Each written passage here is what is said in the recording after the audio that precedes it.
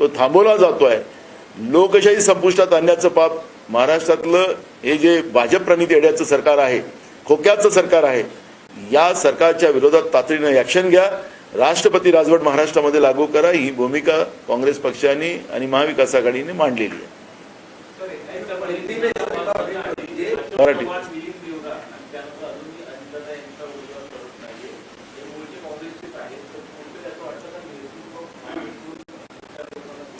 मी सुरुवातीलाच सांगितलं की आता आयात केलेली लोक आणि भाजपची बिचारी जी अनेक वर्ष ज्यांनी दर्या उचलल्या, ज्यांनी भाजप मोठं करायसाठी काम केलं, त्यांच्यासाठी यांच्याजवळ जागा नाही आहे आणि स्वतःलाच सांगतात की आम्ही देशातला नाही तर जगातला सगळ्यात मोठा पक्ष आहोत. तर ही जी यांची जी फुग्यातली हवा आहे ती निघायला लागलेली आहे, हे आपण दर्शक पाहतोय.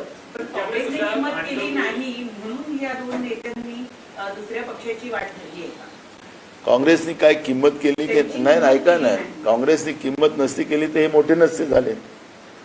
आज जे ज्यांचं नाव तुम्ही घेतात ते सगळे मोठेच लोक आहेत. काँग्रेसने नेहमी यांना भरभरून दिलेलं आहे, त्यांच्या परिवाराला दिलेलं आहे. त्याच्यामुळे तो काही आरोप होऊ शकत नाही, त्याला काही ते म्हणायचंही नाही. म्हणजे आता शेवट काळापर्यंतही त्यांना सगळं पाहिजे असेल तर ठीक आहे, तो त्यांचा विषय आहे. त्यांना वाटत असेल तर त्याच्यावर मला काही प्रतिक्रिया द्यायची नाही आहे. त्याच्यामुळे थोड्याच दिवसात यांचं जे दिव्य स्वप्न ज्यांनी पाहिलेलं आहे की आम्हाला तिकडे विकासासाठी गेलो, ते कशासाठी गेले तेही लोकांना माहिती आहे. त्यामुळे पण लवकरच त्यांचं स्वप्न चूर होणार आहे.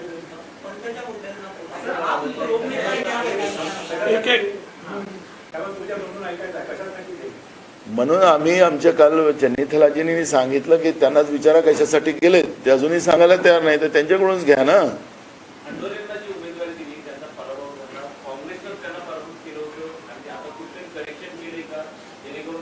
ज्या माइंडने हे सगळं केलेलं होतं ते माइंड आता आमच्याकडे नाही, त्याच्यामुळे आता आम्ही त्याच्याबद्दलची चर्चा करायला तयार नाही. आम्ही सांगितलं आम्ही ज्या माइंडनी केलं होतं ते माइंड आमच्याकडे नाहीत.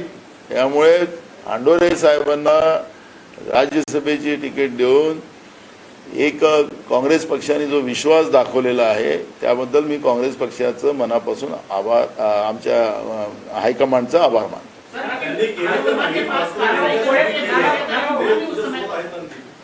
त्याचा आता तो विषय नाही आहे. नाही, तो विषय आता नाही आहे. आता विषय नाही राजू, आता तो विषय नाही आहे. नाही, आम्ही ऑलरेडी आमचं CLPची मीटिंग ठरलेली होती पहिल्यापासून. जे राज्यसभेसाठी जे फॉर्म लागतात त्याच्यात 10 लोकांच्या सह्या लागतात, त्याची पण आम्हाला एक मीटिंग करायची होती. आणि 16 आणि 17 हा आमचा 2 दिवसाचा लोणावळ्याला शिबिर आहे. त्या शिबिरात आम्हाला सगळे आमदार पण त्या ठिकाणी आमंत्रित आहेत. त्यामुळे आमचा हा ठरलेला प्रोग्राम होता. हे काही शक्ती प्रदर्शनाची मीटिंग नाही, ही आमची रेग्युलर मीटिंग आहे. उद्या सकाळी 9:30 वाजता CLPची मीटिंग आहे. आज मीटिंग नाही, उद्या सकाळी 9:30 वाजता आहे. आज आहे. आम्ही काही प्रमुख लोक बसणार आहोत विधान भवनात.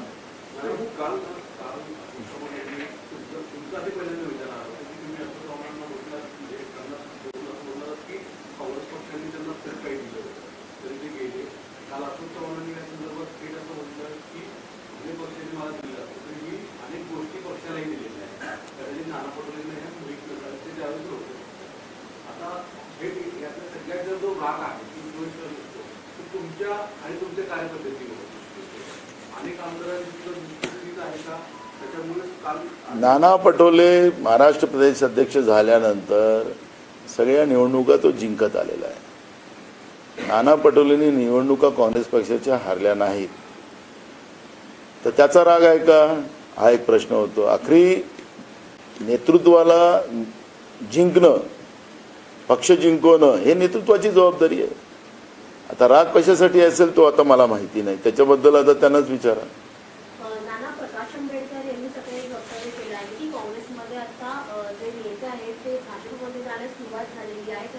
काँग्रेसने त्यांच्या पक्षामध्ये जे काही सुरू आहे त्याचा अभ्यास केला पाहिजे आणि नेत्यांशी चर्चा केली पाहिजे की ते हे नेमका निर्णयाचा का घेत आहेत. काँग्रेस याचा आत्मपरीक्षण करायची मी प्रकाश आंबेडकर साहेबांबद्दल काहीच बोलत नाही, ते आमचे आदरणीय आहेत.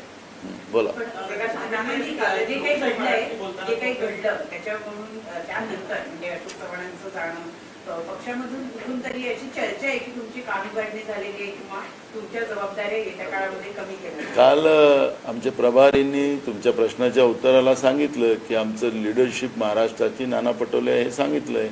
आता काय सांगावं त्यांनी, अजून काय सांगावं, हायकमांडनी काय सांगावं ते सांगा, ते अजून सांगतील. तुम्ही विचाराल ते आल्यानंतर प्रश्न. पण या पद्धतीच्या अफवा उडवून आम्हाला त्याला नाना पटोलेला काहीच फरक पडत नाही, पण पक्षाला आणि नाना पटोलेला दोघांनाही सिंपती मिळते. या पद्धतीच्या अफवा उडवत राहा. एक लास्ट मराठी राजू एक मिनिट याच्यानंतर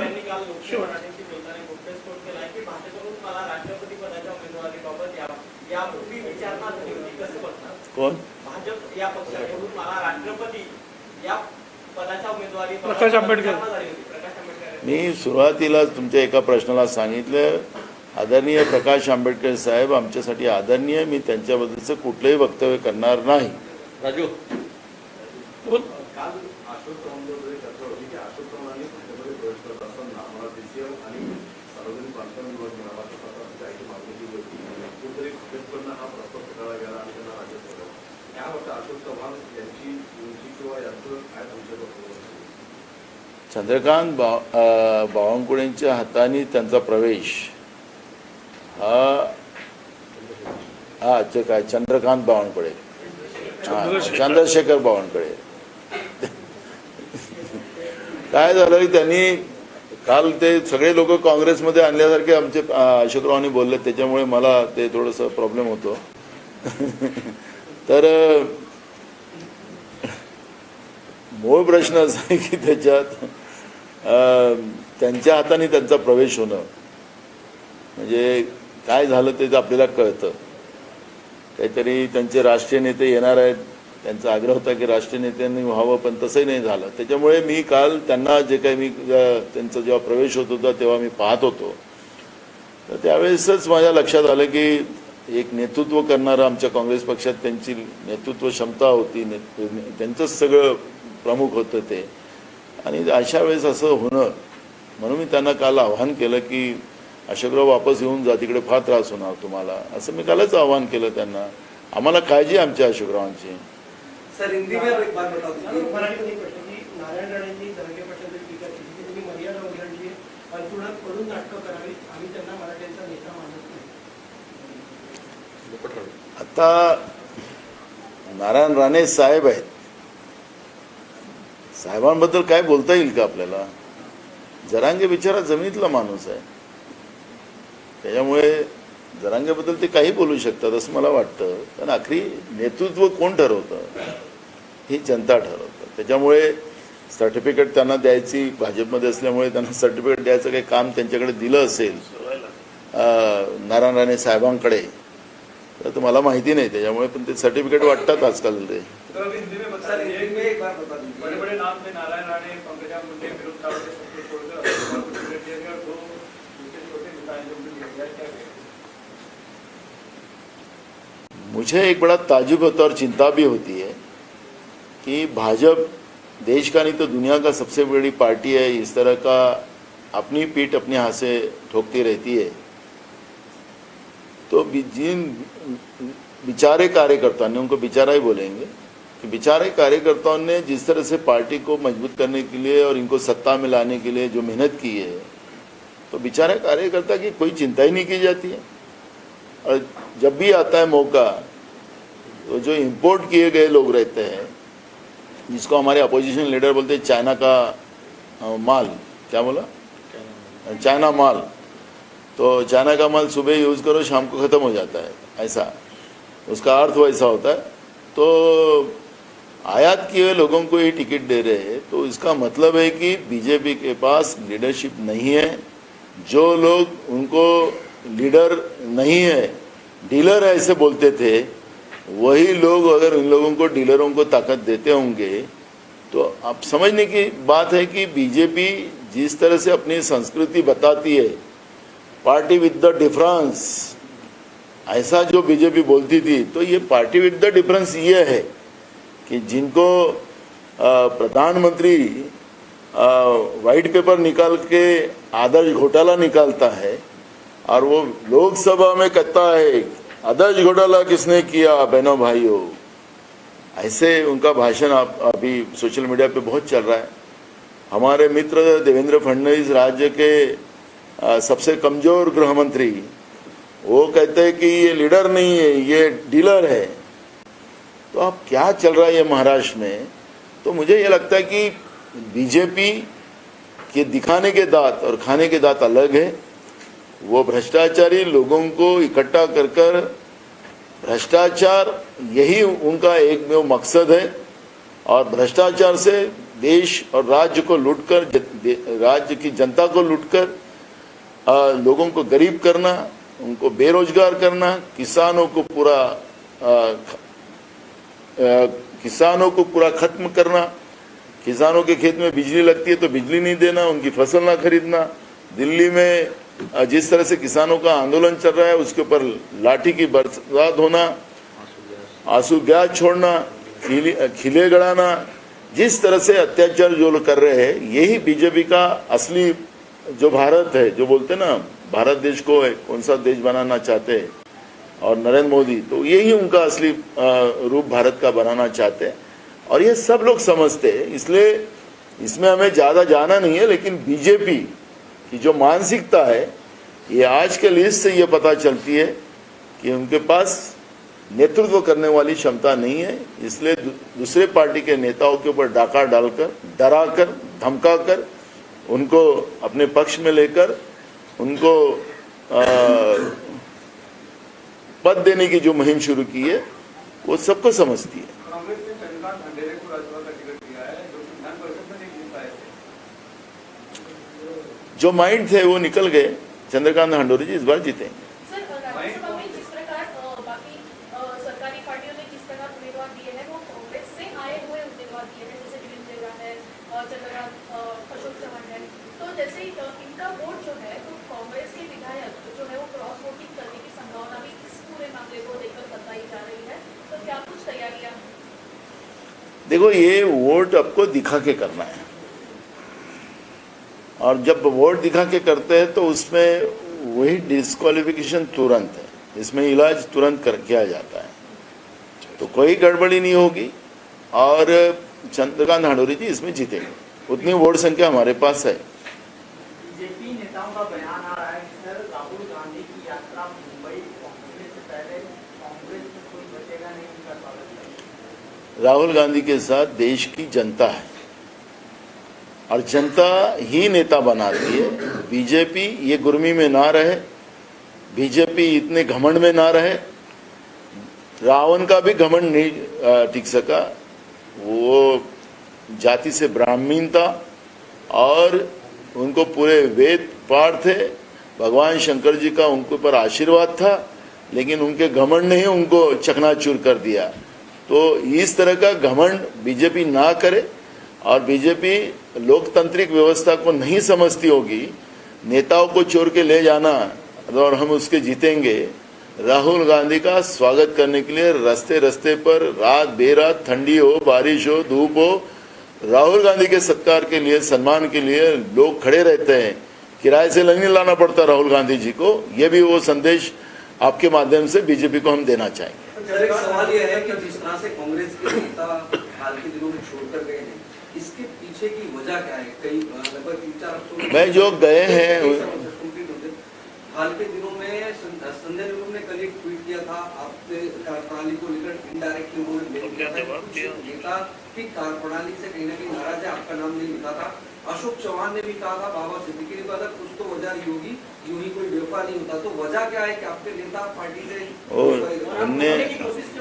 अरे उन्हें बेवफाई यूं ही नहीं करते, ऐसा जो बोला ना, उसमें तो बहुत बात छुपी है।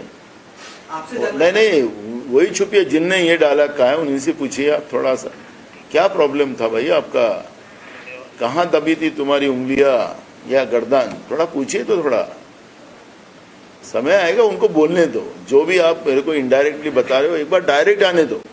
मैंने कह दिया कि मेरे कार्यकाल में जितने भी चुनाव हुए हमने जीते हैं। अब जीतना ये अगर गलती है तो उनके समय में हार रहे थे सब लोग, मेरे इसमें जीत रहे थे, तो यही गलती होगी मेरी तो मंजूर है। संजय निरुपम अगर पार्टी लाइन के खिलाफ कोई चीज सोशल मीडिया पे दिख रहे हैं या बयान दे रहे हैं तो ये पार्टी के खिलाफ जा रहा है, क्या संजय निरुपम पे कोई कार्रवाई होगी? अक्सर इस पार्टी उसकी दखल हाईकमांड ले रही है। हाँ, कोई आधार नहीं है। एक संगठन का आदमी है, कांग्रेस पार्टी का आदमी है और संगठन में उनका बड़ा योगदान है। महाराष्ट्र में उनको मानने वाला बड़ा वर्ग है और एक कार्यकर्ता को मौका देना तो उसके लिए कोई उसकी परिभाषा नहीं होती है।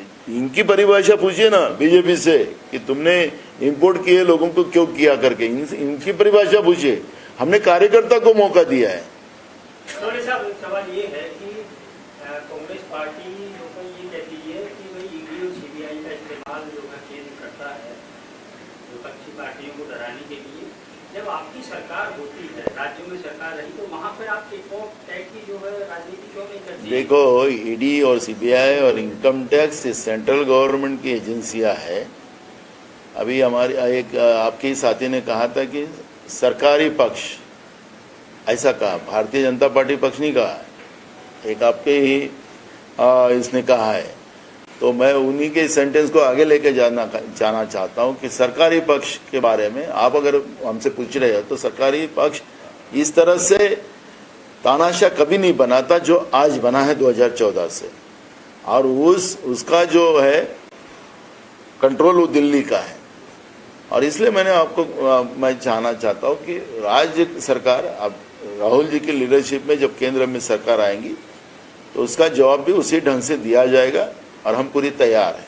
सर, अशोक चौहान को एक बड़े मराठा नेता के तौर पर जाना जाता था। हालांकि प्रदेश स्तर के बड़े नेता थे, देश के भी बड़े नेताओं में बीजेपी 2 बार मुख्यमंत्री रहे।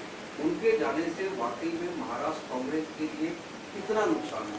मैं कल आपके कुछ चैनलों में देख रहा था, कुछ चैनल नांदेड़ में भी पहुंच गए थे। नांदेड़ से 100 लोगों का इंटरव्यू उन्होंने किया। 98 लोगों ने बोला हम कांग्रेस के साथ हैं, हमने इनको नेता बनाया था, ये इनने हमको नहीं बनाया था और हम कांग्रेस के साथ रहेंगे। नांदेड़ डिस्ट्रिक्ट के लोगों का, उनके मतदार संघ का भी यही स्टेटमेंट है। तो आप लोकतांत्रिक व्यवस्था में जनभावना का आदर करना, ये हमारी भूमिका है। तो इसलिए नेता और ये 2 चीज़ों का आप थोड़ा सा फर्क कीजिए, यही हम आपको कहना है। विधायक भी अशोक चौहान के संपर्क में क्या जाने वाले हैं? क्रॉस वोटिंग का कोई डर सता रहा है आपके? देखो, जो होगा होगा। बीजेपी ने अपना चौथा खड़ा किया, तो आप लोगों ने कोई राहत की सांस ली हो? देखो, हम हर मुकाबले को लड़ने के लिए तैयार है। हम किसी को भी ये नहीं कहेंगे कि भाई ऐसा नहीं करो वैसा नहीं करो। हम हर मुकाबले को से लड़ने को तैयार है। हमारे नेता राहुल गांधी जी जिस तरह से लड़ रहे हैं उसके लिए हम लड़ने को तैयार है और वो हमारी भूमिका स्पष्ट है। छत्रपति संभाजीराजे को ये देने की बात की जा रही थी, सीट देने की, लेकिन उनका छत्रपति संभाजी, देखो, छत्रपति शिवाजी महाराज का हमने उस दिन भी आपको क्लियरेंस किया कि हमने लोकसभा के लिए उनकी बात चल रही है, राज्यसभा की नहीं। हमने उस दिन ही स्पष्टीकरण किया था। शिवाजी महाराज जी हमारी वहाँ की लीडरशिप जो है कोल्हापुर की, उनके संपर्क में है। और कल भी शरद पवार साहब के साथ हमारी बात हुई और एक हम लोग रणनीति कर रहे हैं, वो एक रणनीति का हमारा ये है और वो हमारे वहाँ के लीडरशिप के संपर्क में है लोकसभा के बाद। एक मिनट 2022 को ऑपरेशन लोटस हुआ शिवसेना पर, 2023 को ऑपरेशन लोटस हुआ राष्ट्रवादी पर, अभी 2024 को ऑपरेशन लोटस कांग्रेस पर दिखाई दे रहा है। ये पता है कि ऑपरेशन लोटस किया जा रहा है, लेकिन फिर एमपीए जो है वो अलर्ट पे क्यों नहीं है अपने नेताओं को लेकर? मुझे एक नहीं समझ में आ रहा है कि बीजेपी ने खुद सर्वे किया महाराष्ट्र का, अभी चुनाव की आचार संहिता लगने का समय आ गया और लेटेस्ट बीजेपी का सर्वे आया 37 सीटें ये महाविकास आघाड़ी को दिखा रही है। कुछ चैनलों ने किया है तो 26 हम लोगों को दिखा रहे हैं और 22 उनको दिखा रहे हैं। तो भाई इनके ऑपरेशन लोटस का फर्क पब्लिक के ऊपर क्या हुआ? आखिरी नेता कौन बनाते हैं? लोग बनाते हैं। हमारे तेलंगाना में हमारे 19 एमएलए चुन के आए थे लास्ट गवर्नमेंट में, तो हमारे 14 एमएलए वो लेके गए, 5 ही हमारे बच्चे थे। अभी हम लोग मेजॉरिटी में, 2/3 मेजॉरिटी में गवर्नमेंट हमने तेलंगाना में लाई, आखिरी पब्लिक हमारे साथ थी। हमारा कर्नाटक में भी वही हाल किया था इन लोगों ने, ऑपरेशन लोटस। ये पूरा अभी जो कीचड़ ये लोग बना रहे हैं, लोकतांत्रिक व्यवस्था का जो कीचड़ बना रहे, अब कीचड़ में यही वो दलदल में बीजेपी फंसने वाली है। कहीं इनका कहीं नजर नहीं आएंगे। ये परिस्थिति आपको ये जनतांत्रिक व्यवस्था में आपको देखने मिलेंगी। इसलिए इनके ऑपरेशन लोटस का बहुत ज़्यादा प्रचार करने का कोई कारण नहीं है। इनको करने दीजिए, क्योंकि भ्रष्टाचार का पैसा इनके पास बहुत है। सत्ता का दुरुपयोग कैसा करना बीजेपी ने अपनी औकात दिखाई है। तो भ्रष्टाचार क्योंकि खोखे की सरकार जो याद सबको हुई है, तो आखिरी खोखे कहाँ से आई? कहाँ से पैसा दिया 50 करोड़ रुपया इन लोगों ने? मेरा सवाल है। तो ये अगर ये जो प्रधानमंत्री जी भ्रष्टाचार मुक्त भारत बनाना चाहते तो खुद ही भ्रष्टाचारी बन रहे। और राहुल जी ने उनको सवाल पूछा था, इनका पगार 1,60,000 रुपया है, दिन में 4 ड्रेस बदलते हैं, करोड़ों रुपए के इनके कपड़ों पे खर्चा होता है, पैसा कहाँ से ला रहे? तो उसका जवाब क्यों नहीं देते ये लोग? तो एकदम सिंपल लाइन है। ये जो सिद्धांत और ये जो बीजेपी का था, जो आज तक इनका चलता था, ये सब सिद्धांत और इनका जो कल्चर है वो देश की जनता समझ चुकी है। और इसलिए लोटस की बात अभी होगी ही नहीं, अभी सिर्फ पंजे की बात होगी। मनोज जारंगे को लेकर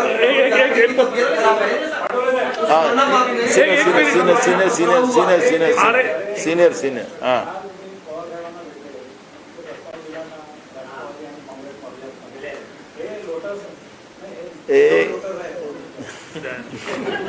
बातमी चालली आहे. More than lotus. अशी आमची कुठलीही चर्चा कालच्या पातळीवर झाली नाही. तातडीनं जागा वाटपाचा निर्णय करून आपण सगळेजण सामूहिकरित्या कॅम्पेन सुरू करावा, हाच आमचा कालचा प्रस्ताव होता. शरद पवार साहेबांसोबत कुठली त्यांची पार्टी काँग्रेसमध्ये मर्ज करावा असा कुठलाही आमच्याकडून कोणी प्रस्ताव दिला नाही किंवा शरद पवार साहेब पण या विषयावर कुठेही बोललेले नाहीत. त्याच्यामुळे कालच्या मीटिंगमध्ये याच्याची कुठलीही चर्चा झालेली नाही. भाजपने अजून चौथा उमेदवार दिला नाहीये, परंतु जर उद्या जर चौथा उमेदवार दिला तर तुमच्या उमेदवाराला जिंकून आणणं तितकंसं सोपं वाटतंय का? आमची पूर्ण तयारी आहे, सांगितलं ना आपल्याला. आलेल्या सगळ्या संकटावर मात करणं ज्याप्रमाणे आमचे नेते राहुल गांधीजी करतात आहेत, त्याप्रमाणे महाराष्ट्रातलेही आम्ही सगळेजण मिळून त्या पद्धतीनं प्रत्येक याच्यावर आम्ही मात करू आणि आमचा कॅन्डिडेट जिंकू. काही लोकांवरती नाराज आहात. आज व्हॅलेंटाईन डे आहे, त्यांनी तुमच्या पुढे लोटस पुढे केले नेत्यांपुढे. तुम्ही रोज कुठल्या नेत्यांना देणार, रोज कोणाला देणार? मी गुलाबाच्या फुलाच्या पेवरला, कारण की गुलाबाचं फुल जास्त दिवस टिकतं. ज्याचं लोटस म्हटलं ते जास्त नाही, दुसऱ्या दिवशीच मुरझवतो. त्याच्यामुळे माझ्या हातातल्या पंजामध्ये तुम्हाला गुलाबाचं फूल पाहायला मिळेल. काटे मजे मजा रहता है उसका अलग. अगर आदमी को अगर दाढ़ी नहीं हो, मूछ नहीं हो, तो आदमी को उसका कोई वैल्यू नहीं होता. तो इसलिए एक सवाल जो मर्जर की बात सामने आई थी, कांग्रेस एनसीपी का मर्जर हो रहा है, उसके बाद हालांकि एनसीपी ने भी खंडन किया, इस पर कांग्रेस के ऑफिशियल रिएक्शन क्या? दूसरा हमने बोल दिया ना, हिंदी में. और मनोज जारंगे को लेकर यह है कि तबियत खराब है, तो उस्मानाबाद और बीड़ में तो बंद बुलाया गया है. उस्मानाबाद में, धाराशिव में कई जगहों पर टायर जलाए गए, एसटी बसों में भी पकड़ाव हुआ है. स्थिति फिर से बिगड़ सकती है, इस पर क्या होगा? हमने जिस दिन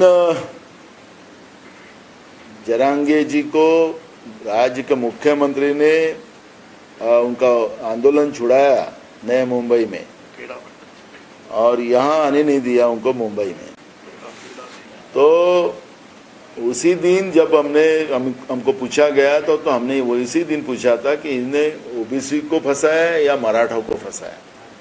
क्योंकि जो बात हमारी सर्वपक्षीय मीटिंग में हुई थी और जिस तरह से सरकार की तरफ से भी बात रखी जा रही थी कि ओबीसी के आरक्षण को हाथ न लगाते हुए हम मराठा को आरक्षण देंगे.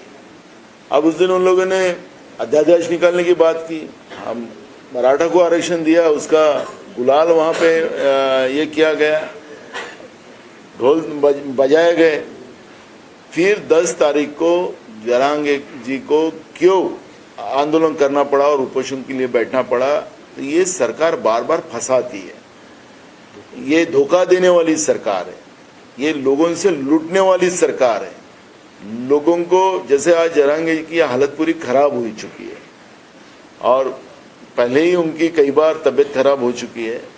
और क्या किसानों को जिस तरह से मारा जा रहा है, आत्महत्या करने को प्रेरित किया जा रहा है, जैसे युवाओं को नौकरी न देकर उनको आत्महत्या करने लगा रहे हैं, महंगाई बढ़ाकर जिस तरह से लोगों को परेशान किया जा रहा है, तो क्या जरांगे को ये लोग इसी तरह परेशान कर कर उनको भी उसी लेवल पे लेके जाना चाहते हैं? हमने लास्ट टाइम में बोला कि अगर जरांगे के बाल को भी धक्का लगा तो हम इस बात को सहन नहीं करेंगे। हमारी भूमिका स्पष्ट है। सरकार ने जो आश्वासन दिया है, जिस लाइन पे सरकार ने बात की थी कि हम ओबीसी के आरक्षण को धक्का न लगाते हुए हम मराठा को आरक्षण देंगे, बिल्कुल देना चाहिए। धनगर समाज की भी बात उन्होंने कही थी, बिल्कुल देना चाहिए। कैसे देंगे? वो देना चाहिए ना। तुमने सरकार में, केंद्र और राज्य में सरकार है, तो वादा किया था आपने 2014 में, गोंडगोवारी को वादा किया था इन लोगों ने। तो जो बातें हैं, वो दूसरा कोड़ी जमात जो है उनको भी इन लोगों ने वादा किया था, तो देते क्यों नहीं है? 100 दिन की बात की थी, अब 10 साल पूरा हो गया। तो ये सरकार धोखा देने वाली है, झूठ बोलने वाली सरकार है, जनता को फंसाने वाली सरकार है बीजेपी, और इसलिए अब इनके ऊपर विश्वास नहीं रहा है। कल हम पवार साहब से मिले, हमारे प्रभारी रमेश चन्नीथला जी भी हमारे साथ थे, हमारे सीएलपी थे, हमारे अपोजिशन लीडर थे, सब थे हम लोग, और हमने जल्दी से सीट शेयरिंग का इशू को लेकर क्लियर करने की बात हुई, और जॉइंटली पूरे महाराष्ट्र में हम लोग महाविकास आघाड़ी करके सब कैंपेन करने का हम लोगों ने एक प्रस्ताव उनके सामने रखा, और पवार साहब ने उसको मान्य किया। आज भी सुबह उनका मुझे फ़ोन आया 21 तारीख को, क्योंकि अभी हम लोगों का 2 दिन शिविर है लोनावाला में, वो शिविर के बाद शिव जयंती आ गई है, शिव जयंती के बाद तुरंत हम बैठकर ये सीट शेयरिंग का जो इशू है वो क्लियर कर लें। लेकिन मर्जर के बारे में जो बातचीत आ रही है, उनके ही ओर से जो है, उनके ही मुंह से 2 अलग-अलग नेताओं के अलग-अलग प्रतिक्रिया दिखाई दे रही है। कोई बोल रहा है कि बातचीत चल रही है, कोई बोल रहा है कि ऐसी कोई बात। ये हमारे लेवल पे इस विषय पे कोई चर्चा नहीं हुई। पण जुने मित्र जर पुन्हा काँग्रेसमध्ये येत असतील तर तुम्ही त्यांना आमंत्रण द्याल का की पुन्हा ही प्रक्रिया पार करावी म्हणून? बघा, पवार साहेब एक मोठे नेते आहेत, त्यांचा निर्णय काय येतो आहे, त्यांनी काय अजून बोलले नाही, त्याच्यामुळे मला आता त्याच्यावरची प्रतिक्रिया देण्याचं काही कारण नाही। पण ते त्यावेळेस काही अशा पद्धतीचा निर्णय करतील तर स्वागतार्हच राहील।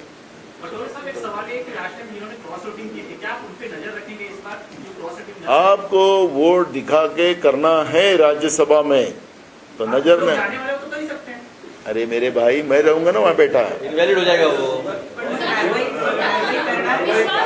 वो मुझे दिखा के करना है, इनवैलिड होगा और बाहर हो जाएगा।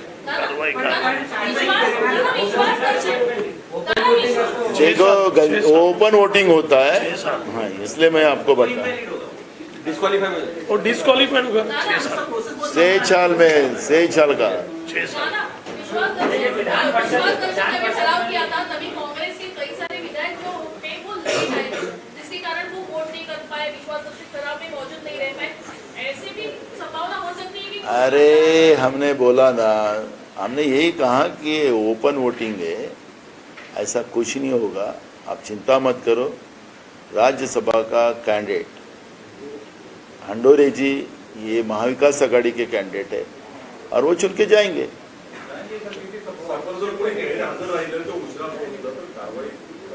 व्हीप निघालेला आहे, व्हीप निघाला आहे, त्याच्यामुळे 6 वर्षाचं डिस्क्वालिफिकेशन आहे। Okay, thank you. राज्यसभा से पहले क्या सभी विधायकों को एक साथ लाकर 1 साल का नहीं मैं बता दिया अरे तुला सांगतो ना, शेड्यूल 10